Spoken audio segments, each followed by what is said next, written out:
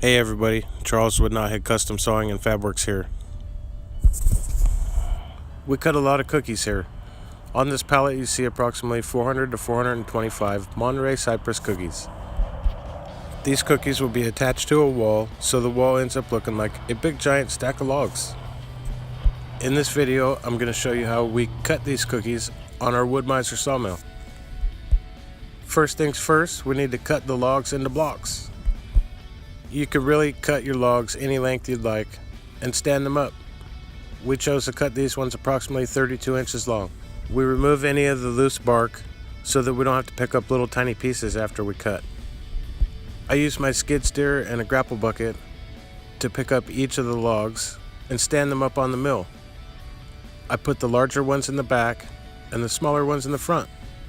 I position the logs in rows with the logs touching each other and pack them tightly on the mill.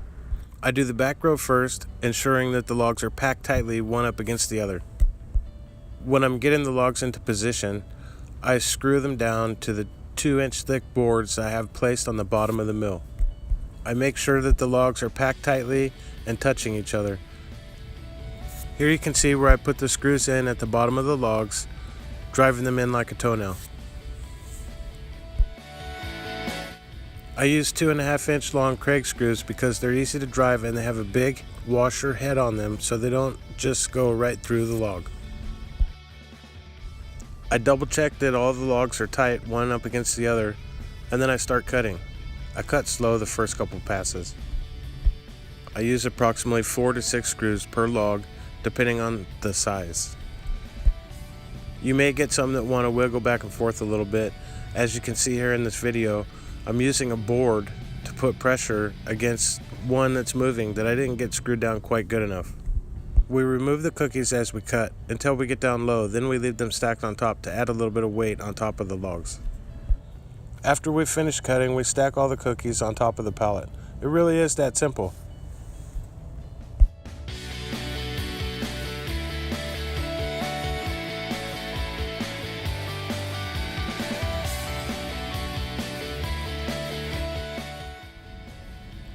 Now that we have all the sawdust removed, we can show you the magic behind how we do this.